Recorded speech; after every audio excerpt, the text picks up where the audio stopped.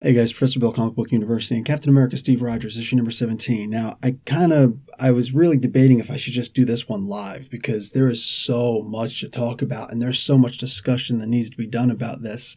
Maybe just this weekend, maybe just do the live broadcast, the live podcast and get something done there. But guys, Sally Floyd, if you remember back from the original Captain America Civil War, that was the movie, the superhero Civil War. Was that like 2009, I think it was? Yeah, Sally Floyd was on the front line Civil War. This was a different comic book. It ran parallel to the regular Civil War where all the action was. This one was more about Captain Marvel being a traitor. That's Carol Danvers. And, she was working for Cap the entire time, but she was a double agent for Cap, but she was actually, on the Iron Man side. And Sally Floyd was basically this reporter who had these two interviews with Cap, one earlier and then the last one was the real hitter.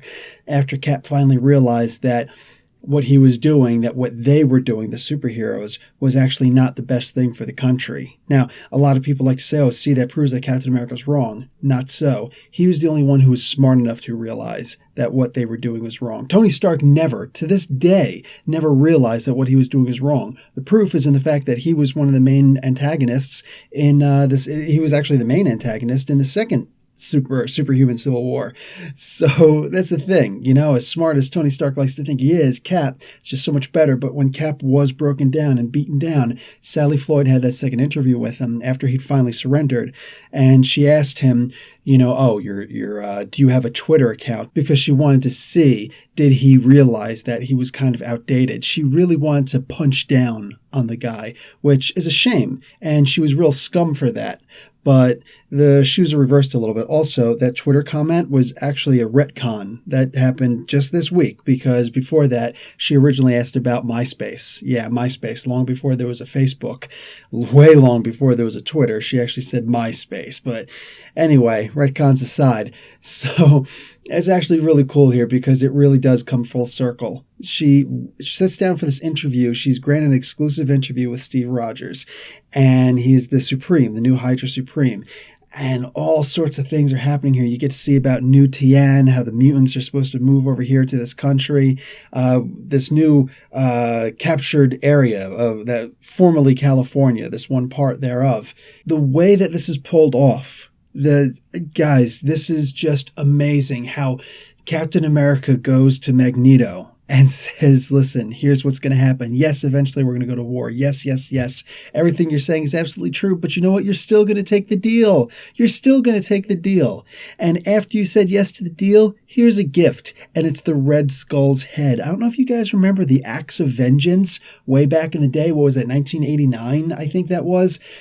Red Skull had just returned to the land of the living, the actual Red Skull, not that fake communist guy.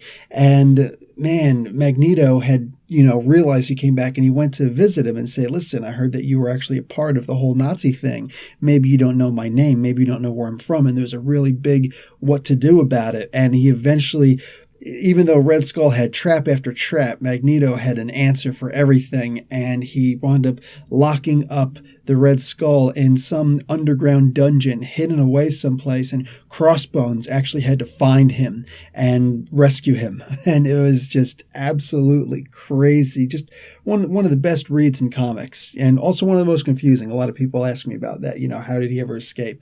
It was Crossbones. Anyway, so this whole comic, guys, is just absolutely insane. I'm giving this comic an A+.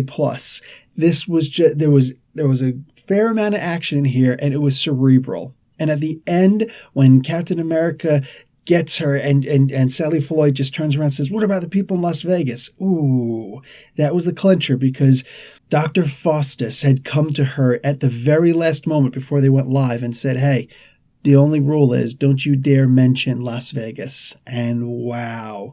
So she got heated, and Captain America's just that much smarter. And she says something, and all of a sudden he just sits back. And then, boop, this feed has been interrupted.